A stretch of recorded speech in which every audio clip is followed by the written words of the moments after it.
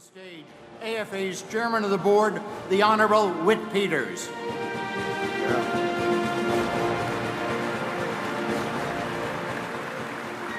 Well, welcome back. I would have brought my band, but I don't have one. Thank you on behalf of the Air Force Association again for your attendance here. The Air Force is 72 years old tomorrow. It is now a much younger and more diverse military service than perhaps it has been since World War II. It is a service which is really defined by its culture and by the strength of its character and the constant evolution and striving to be innovative and modern and to think about where we're supposed to be in 2030.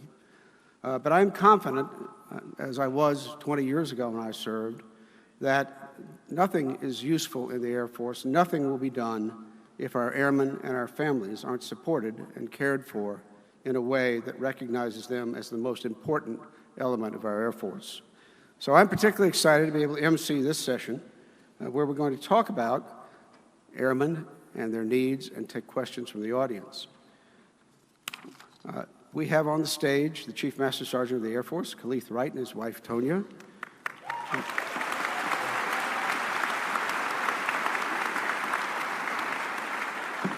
The Chief of Staff of the mightiest Air Force on earth, David Goldfein, and his wife, Dawn.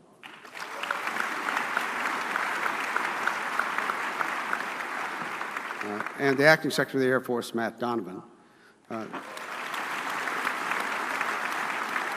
So we're here today to have some engagement. We want to answer your questions. I think normally we have something that says up there where to text them to. We will shortly. If you have questions of the panel, please send them to the number displayed on the screens, and I will do my best to get through them as many as I can.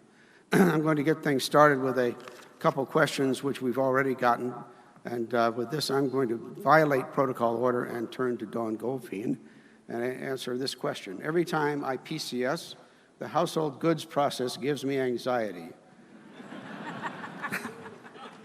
Probably more than that, right? Yes, it does. Last year, the media reported challenges with contracting household goods pickups and moving companies. What has been done to address this problem? This is a great question. I get it a lot when my husband and I are on the road. It's been an issue, but I've really got some great news today. So the Air Force has partnered with the U.S. Transportation Command in an effort to improve our PCS moves. So right now, there's an effort for our TMO to issue PCS orders quickly so that our airmen and their families can initiate their moves on a better timeline. The Air Force has directed in-person counseling by our TMO professionals. Instead of doing it online, this is now done face-to-face. This way, our airmen and their families understand their entitlements, their responsibilities, and their roles. And we're holding our commercial carriers accountable. So the DoD has instructed that we inspect all of our, 50% of all moves. The Air Force has elevated it to 80% of all moves. And in fact, yes, applause. Even better, they're striving for 100%. So the bottom line, the Air Force is working hard to ensure that all our airmen get a quality move that they deserve. In fact, this last season, we had over 145,000 shipments. And if you do the math, so about 80% of that, so about over 116,000 were inspected. We had 19,000 letters of warning and over 1,100 letters of suspension. So the Air Force is serious about holding the carriers accountable. But there's a couple of things I think that we can do as families to help ourselves. First, after you PCS, fill out the survey forms. Your feedback is critical for us to help get this even better. And secondly, if I could change lanes a little, there's three stressors in life. The three top: death, divorce, and moving, right? So we can help each other because we're one big Air Force family. So sign up to be a sponsor. I remember when Dave and I had to move to a location that was considered rather undesirable. This is about 15, 16 years ago. In fact, I remember one of his friends, we actually had an assignment here to the Pentagon, and overnight his assignment changed. And his friend looked at him and said, "Whoa, what'd you do? You made somebody mad that you have to go to this place." So we were pretty frightened about the move, but we did it. Here's what made all the difference in the world. Our sponsors, their names were Guy and Judy. When we arrived, and it was an overseas location, when we arrived, they took us to dinner.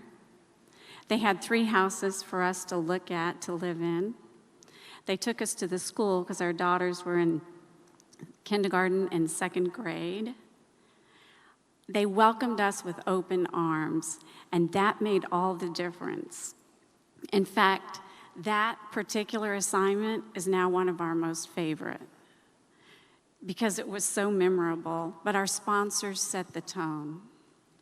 And secondly, if you see a moving van in your neighborhood on base, take over a box of donuts or a cup of coffee or something and just say, "Man, I know what you're going through. Here's some banana bread." Or a bottle of wine, maybe, I don't know. Right? We can help each other because we're one big Air Force family. But good news on holding our commercial carriers accountable. Thank you. Thank you. So when I was secretary 20-some-odd years ago, we started privatized housing. And we thought that was going to be the solution forever for housing problems. But as I read in the paper, that doesn't seem to be the case. And so, Mr. Secretary, what are you doing to fix the housing? And Well, first, Secretary Peters, thank you for that. I want to make sure you had a hard problem before we go back to your regular role here. Our overarching concern is the health and safety of all our airmen and their families in privatized housing. And I think what had evolved over the years was our airmen weren't being listened to. And for various reasons and misunderstandings with some wing commanders and other leadership on how privatized housing worked, because it was very well advertised back when we first converted to it. In fact, before I retired, I was in housing on base that converted, and the way they sold me was they said you didn't have to mow your lawn anymore. So I'm like, I'm in.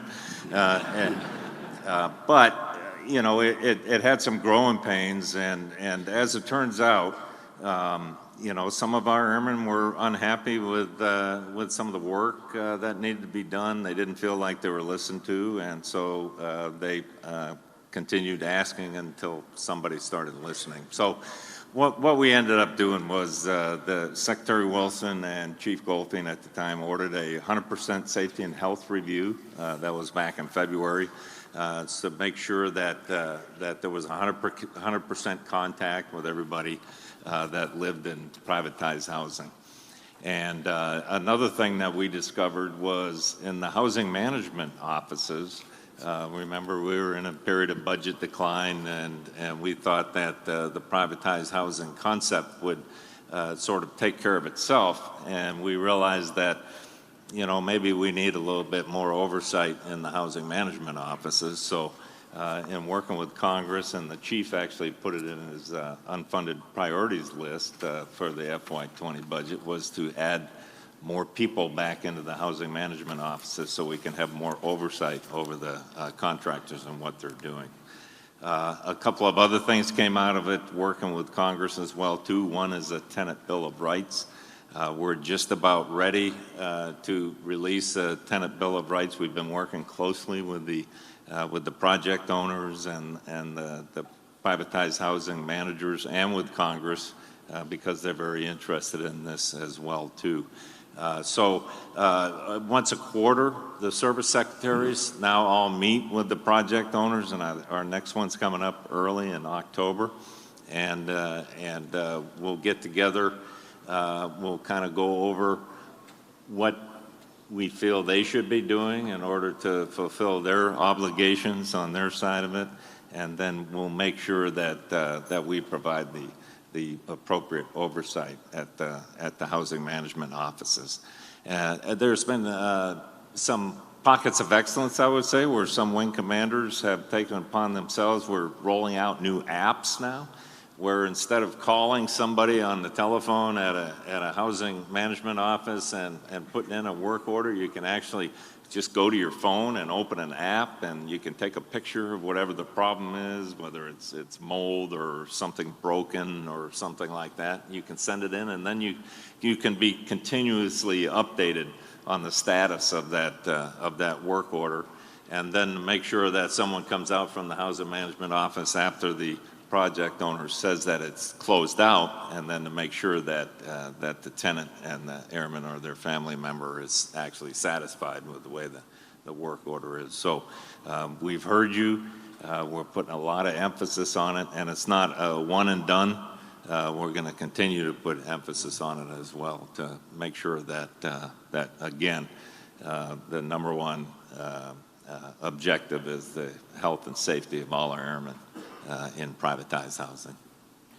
Could I follow with one related question, which I've gotten from the audience, which is, will BAH rates be increased to match what current rent rates actually are and to allow the housing to be kept in good repair?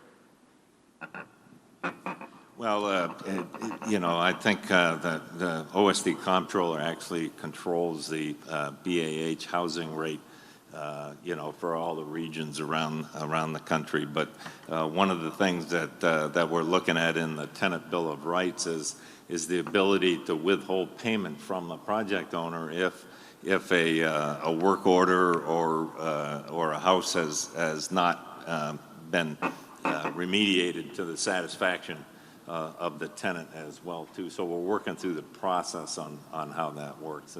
Is that the question? Yeah, good.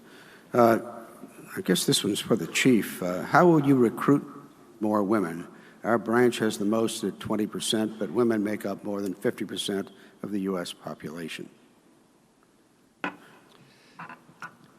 So what we're looking at, and I know General Major Levitt is here somewhere. Jeannie, are you here in the room? Oh. Hey, Jeannie, thanks.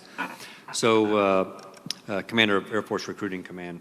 So what we're doing is looking at not only all the markets, but how do we influence young women, young girls to want us to see themselves in us, right? How do they look at the United States Air Force and actually envision themselves and their future and their aspirations and look into the United States Air Force, and how do we then have that culture, that environment that embraces them so that they feel part of us, right?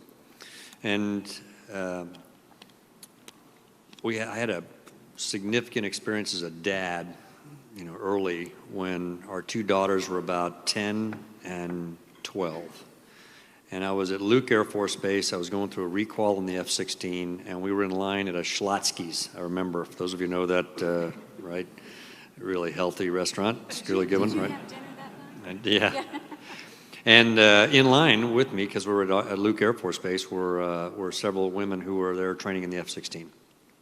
I remember my oldest daughter looked at me, and she was staring at him, and then she looked at me, and she stared at me, and then finally she looked at me, and she says, "Dad, what are they doing?"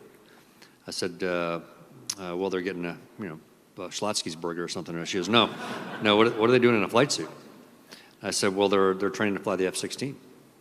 And she looked at me, and she says, my 12-year-old daughter, she goes, you mean that girls can fly F-16s? I says, honey, I've told you, there's nothing you can't do. You can do anything, right? So here was the big lesson, Dad. I could have said that until I was blue in the face. She had to see it to believe it, right? She had to see herself in a flight suit to be able to believe that there was a place for her in our Air Force, right? So this is more than a flying. This is space. This is cyber. This is maintenance. This is defender. This is everything. How do we ensure that we're a place that women and young girls see themselves joining? And I'm pretty excited about some of the work that we're doing right now. And it may sound fairly tactical, but I'll tell you, women have been wearing men's equipment and uniforms for far too long in our Air Force. And so we have a full-time team that's working and designing gear. And this is vests, this is uniforms, this is gear. I mean, we are an Air Force that 30%, every combat position is open to women, 30% of our force is women. We need to grow that. And so everything we do to ensure that we are a place that women see themselves in is work, I think, that's absolutely essential to our future.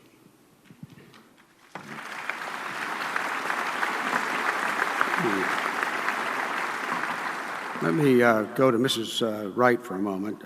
What are we doing to better prepare our key spouse volunteers to bridge the communication gap between our units and our families? Oh, good question. Don and I both are very passionate about the Key Spouse program, and we're very thankful to the Key Spouse volunteers who are out there taking care of our airmen and their families.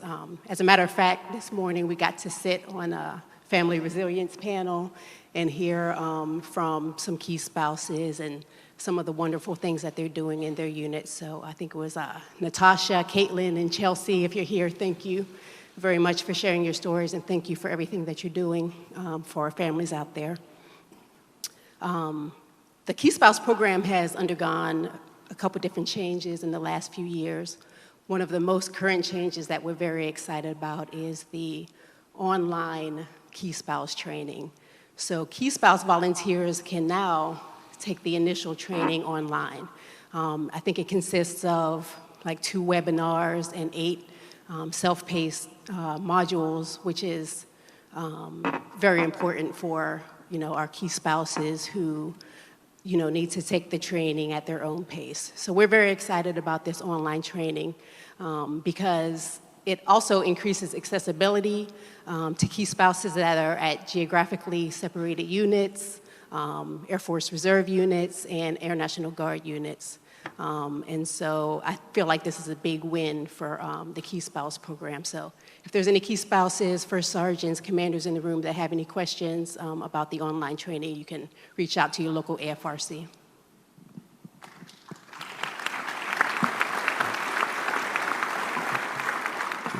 For Chief Wright, and I know you are working this, but the question is, what are we doing to reduce the suicide rates?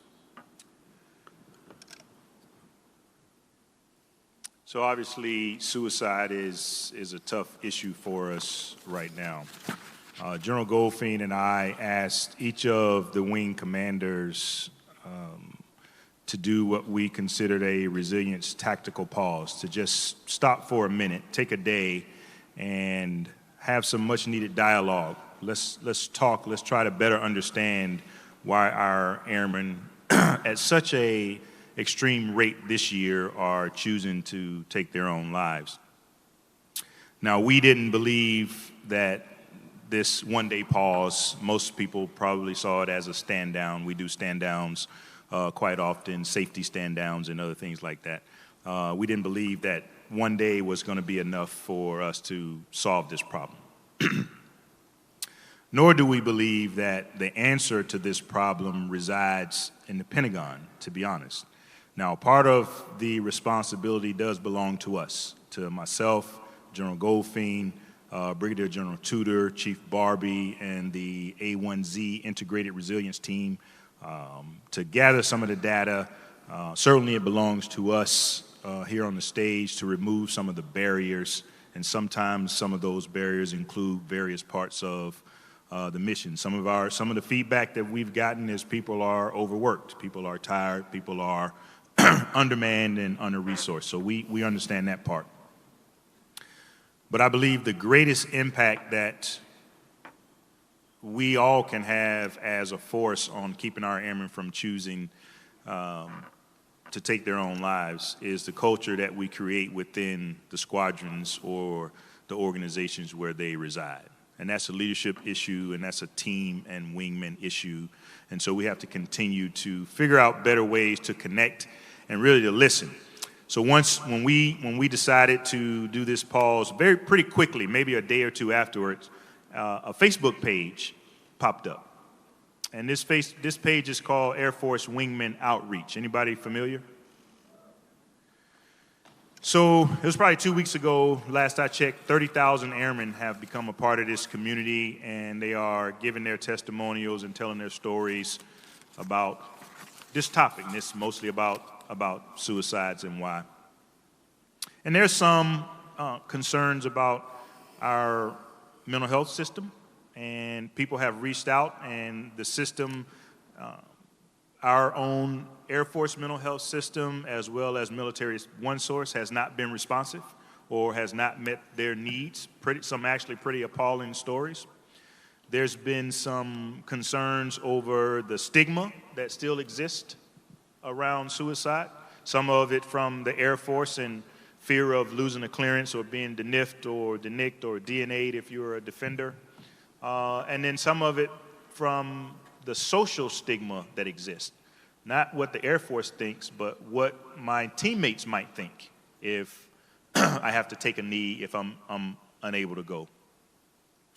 But frankly, if you've been paying attention to what airmen are saying, they're mostly talking about us. They're talking about leadership and leadership being toxic and leadership not being able to connect and leadership not caring or being concerned.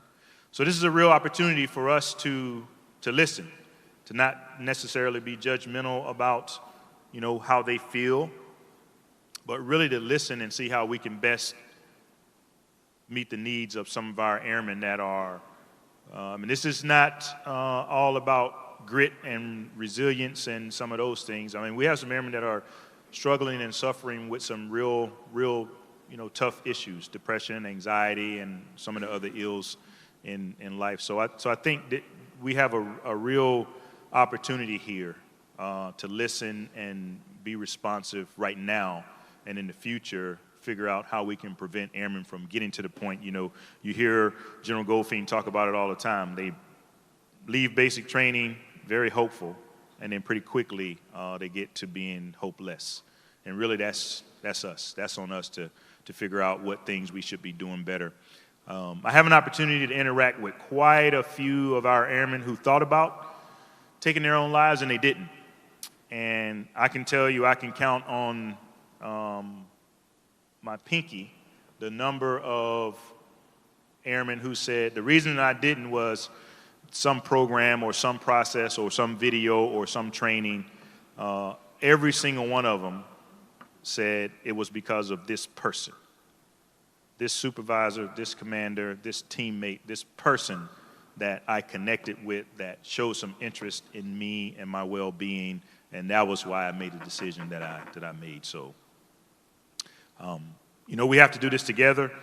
Leadership, myself, General Goldfein, all of our MAGCOM and senior level officials, we have to make sure that we clear out as much of the chaff as we can to allow airmen the space to be able to do their jobs and have a little downtime and be resilient. But the folks who are out there on the front lines leading, people don't wake up every morning thinking about us up here at this table. They think about the folks that they have to go in and work with every single day, first line supervisors, teammates, and that's where I think we'll make the greatest difference. Chief, let me follow up for one question we just got for the audience. The Standard Form 86, Question 21, which I think is about being treated for mental problems, presents a barrier to seeking mental health care. Is it worth it, or can that question go away? Has anybody looked at that? I didn't hear the question. This is Standard Form 86, security clearance. According to this question, Question 21 asks about have you ever been treated for mental illness? And asks, can something be done about that? I mean, if you have a security clearance, you certainly don't want to admit that you've been treated for mental illness. If you might want to, somebody thinking about this might not seek treatment if they're worried about it. So I don't know that it's the right answer for the question to go away, because it probably is in terms of whether someone should have a clearance depending on what role they're in. I'm not sure it's prudent to just get rid of the question and pretend like it doesn't exist. There probably needs to be some reform in the review portion of what the question is really trying to get after and how we might use that information to determine what someone's clearance should be. Right. Another one for Mrs. Goldfein. I was pleasantly surprised the other day. I was asked to help a spouse returning from Europe get a law job in Washington where you need to be a member of the bar, and she said, well, that's not really a problem because the Air Force is going to pay for it. And I thought, wow, that's pretty good. So what is happening with professional licensing for military spouses? Actually, as you might know, the National Defense Authorization Act authorizes all the services to now reimburse spouses up to $500 for relicensing or recertification.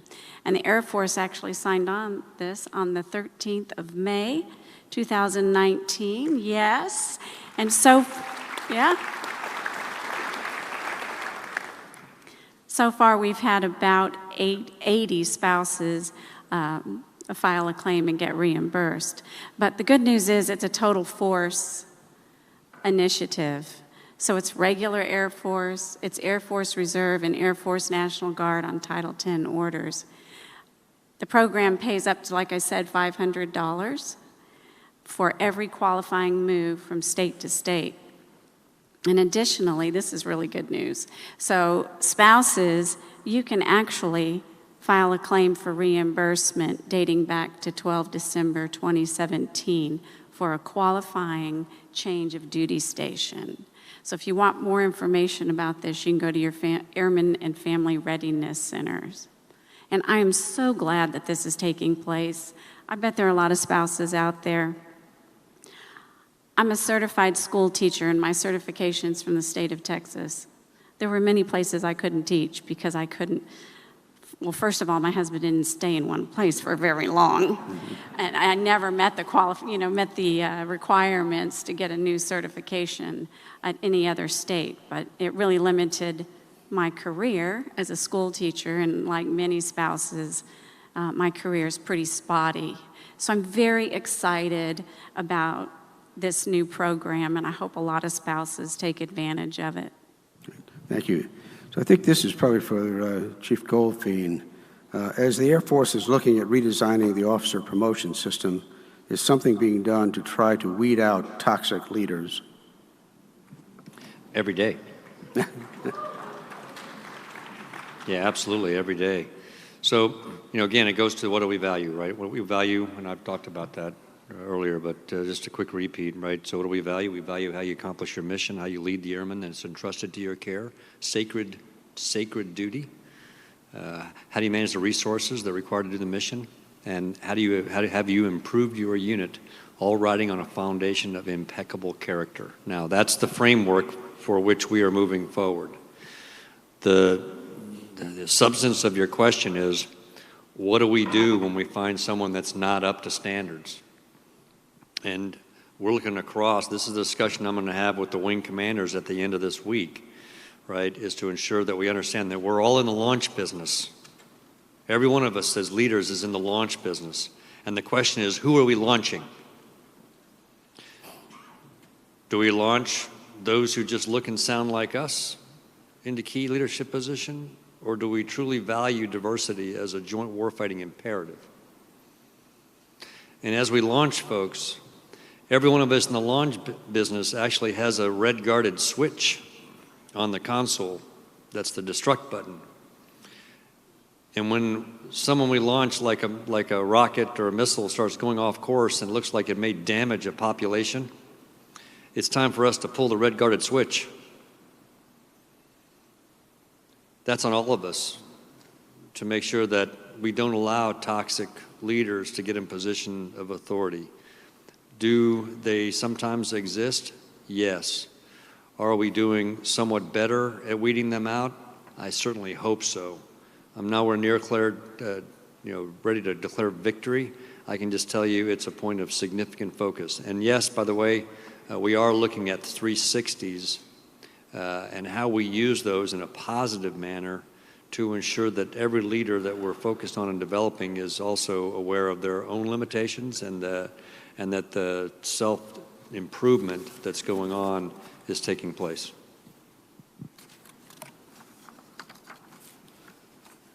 Let me go back to Mrs. Wright for a minute, if I could.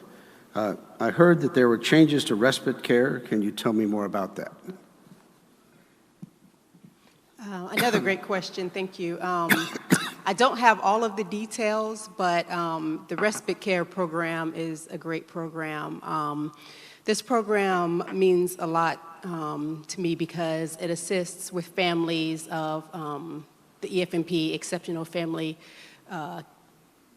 the Exceptional Family Care Program. And so the respite care program, what it does is it provides specialized child care, short-term child care to those families, but because we all know how difficult it is to be a caregiver and the stressors that come along with being a caregiver. So the respite care program provides child care relief to those families to help them relieve some of that stress.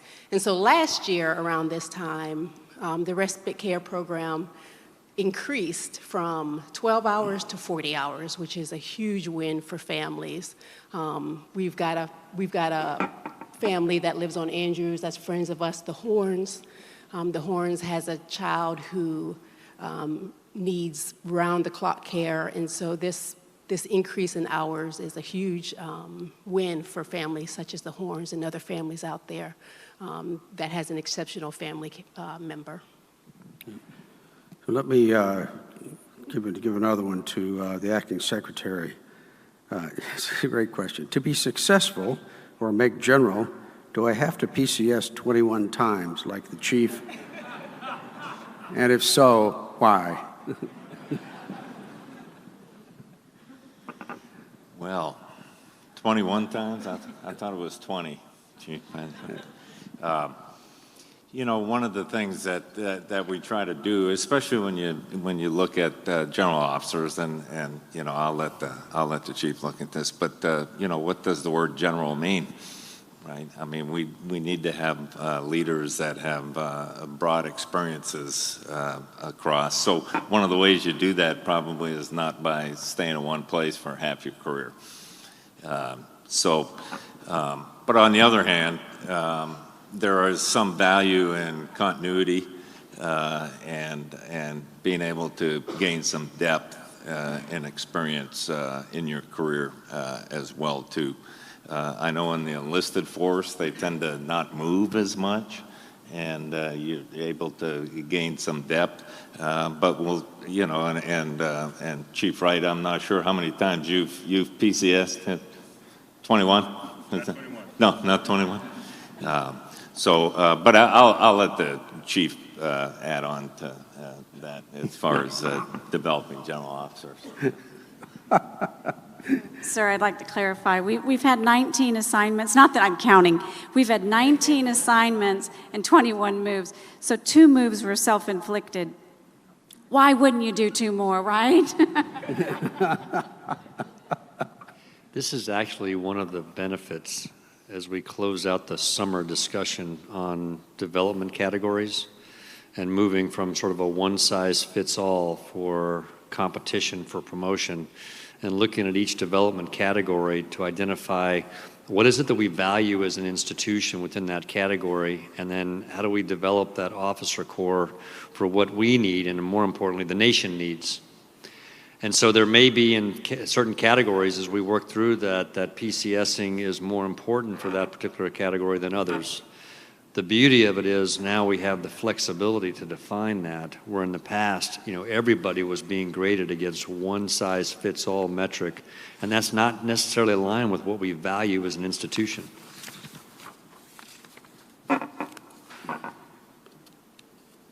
This one I think is for Chief Wright. I attended one of your town halls where you spoke of changes in the PT test. What do you expect to change and when?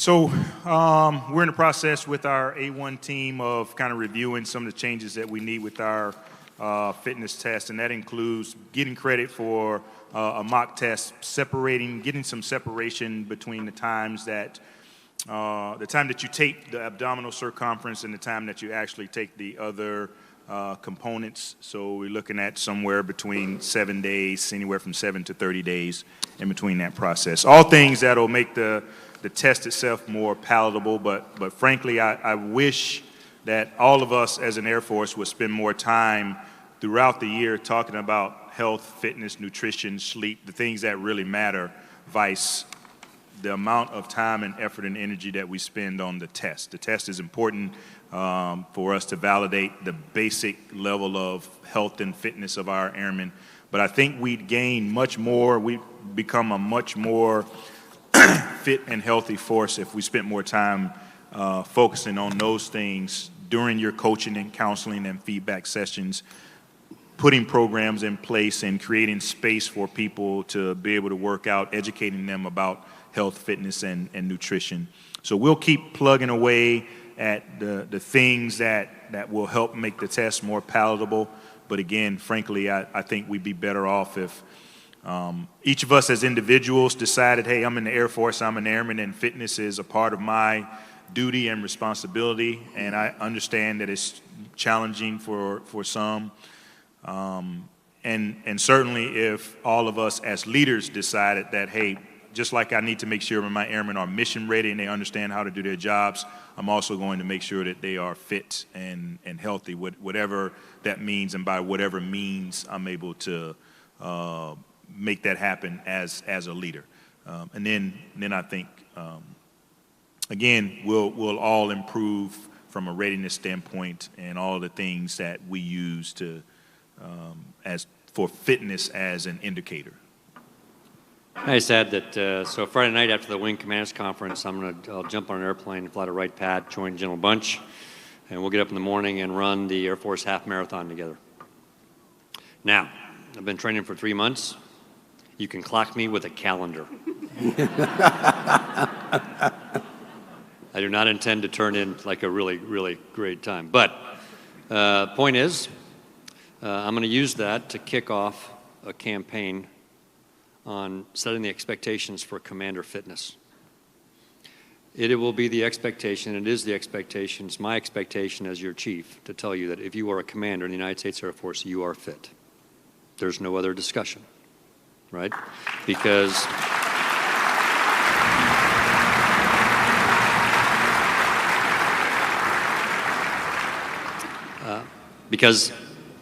I don't know when I'm going to task you as a commander to deploy to Djibouti or Estonia or somewhere in the Pacific and expect you to perform the functions of an expeditionary commander in 120 degrees heat or 30 below zero. I just know this: that's not the time to start your fitness program. And I expect to lead this top down.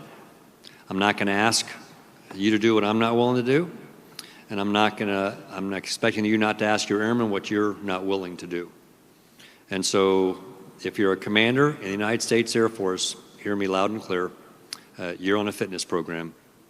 And then if you're a squadron commander in the United States Air Force, unit fitness is part of the 5 elements of how you're graded on a successful command tour. Mission, here's the 5 elements. It's mission, it's culture, it's fitness, it's family, and it's fun. Those are the 5 elements of a command tour, and fitness is key, and we'll lead this from the top down.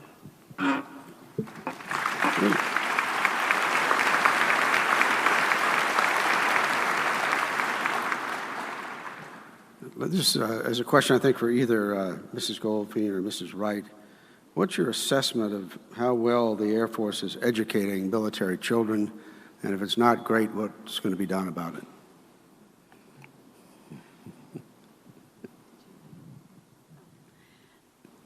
So we were just, she might chime in, so this is team effort. So the quality of education for our children is very important to all of us. I mean, how many mothers and fathers are out there? I mean, this is go ahead, raise your hands high. I mean, this is this is something that's important to most of us. So one of the things that we've done lately is we've realigned our school liaison officers from the Airmen and Family Readiness Centers to the Child and Youth Services. And the reason for that is that we're trying to ensure that all SLOs, or the school liaison officers, are receiving the same quality training. We now have, 85 locations with school liaison officers right now. We've also, and by the way, school liaison officers are there to help our children with during the PCS season, and also to assist families and provide resources for them. Another thing that the Air Force has done is we've partnered with the Military Child Education Coalition, MSEC, and we have over 50 training sessions in the Air Force where MSEC will go out and train the educators and the parents in Air Force communities to talk about some important issues and discuss education with them, and to help educators understand what our military children go through, especially during deployments. We've also have a pilot program right now called Anchored for Life. So it's in 4 schools. I think most of them are in the San Antonio, Texas area. And so we're anxious to see how this program comes about. And we have 200 child and youth behavioral military life counselors embedded in schools right now. And these counselors are there to help our children with some heavy issues like bullying, also to talk about self-esteem, talk about divorce, and of course deployments. So I think we're making great strides to help our children. Thank you for the question. So I'm going to combine 3 or 4 questions I got from the floor, since we're about out of time. And the question starts with a statement. The Goldfeins and the Wrights are the gold standard. They are the dream team. How do we make sure the next team is just as good?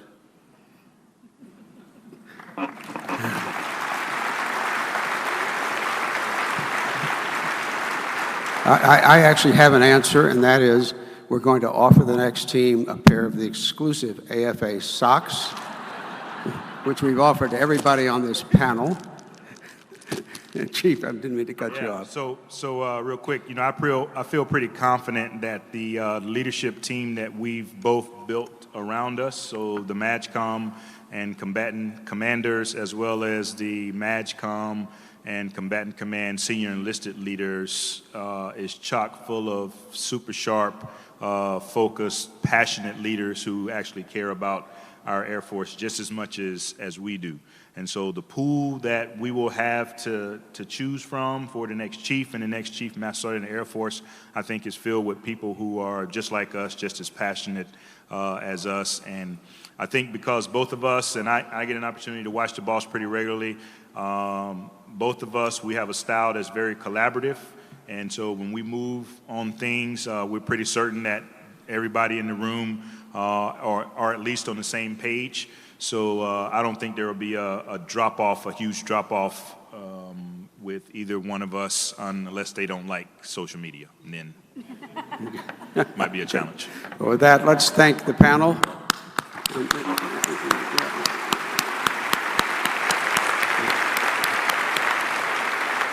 And wear those socks proudly. I'm told they're going to become a uniform item soon.